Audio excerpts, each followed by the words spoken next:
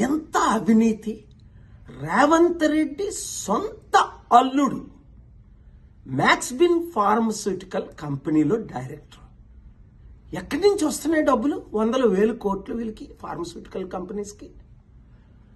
అంతేకాకుండా కొడంగల్లో రైతులను బలవంతంగా ఫోర్స్ చేసి భూములు స్వీకరించడం అంటే ఇప్పుడే కంప్లైంట్ వచ్చింది.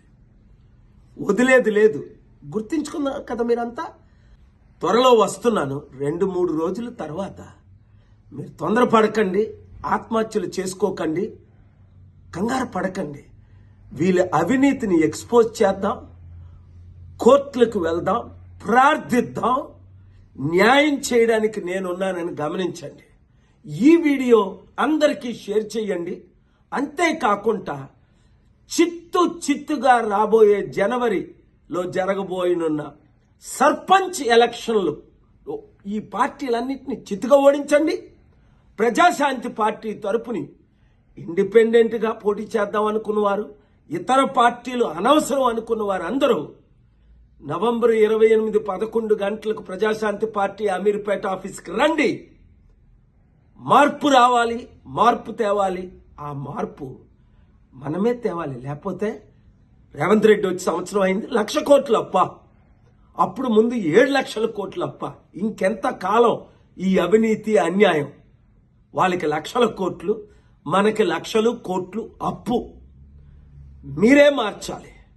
మీరు నేను కలిసి పని చేద్దాం, ప్రార్థిద్దాం, మార్పు తీసుకొద్దాం. ఈ వీడియో ప్రతి ఒక్కరికి షేర్ చేయండి. ఎంత అవినీతి!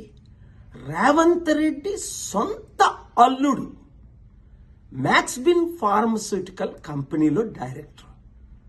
ఎక్కడి నుంచి వస్తున్నాయి డబ్బులు? 100,000 కోట్లు వీళ్ళకి, ఫార్మస్యూటికల్ కంపెనీస్కి.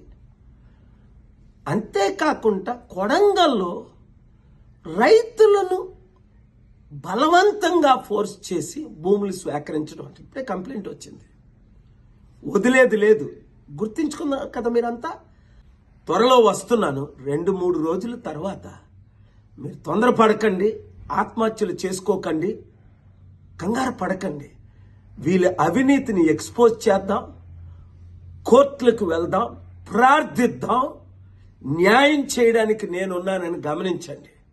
ఈ వీడియో అందరికీ షేర్ చేయండి. అంతేకాకుండా చిత్తుగా రాబోయే జనవరిలో జరగబోయనున్న సర్పంచ్ ఎలక్షన్లు ఈ పార్టీలన్నింటినీ చిత్తుగా ఓడించండి.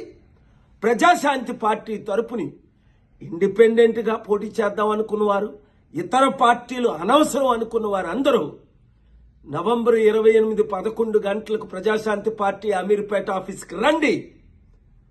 మార్పు రావాలి, మార్పు తేవాలి.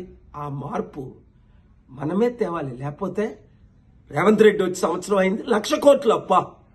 అప్పుడు ముందు 7 లక్షల కోట్లు అప్ప. ఇంకెంత కాలం ఈ అవినీతి అన్యాయం?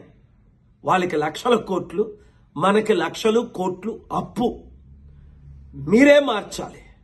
మీరు నేను కలిసి పని చేద్దాం, ప్రార్థిద్దాం, మార్పు తీసుకొద్దాం. ఈ వీడియో ప్రతి ఒక్కరికి షేర్ చేయండి.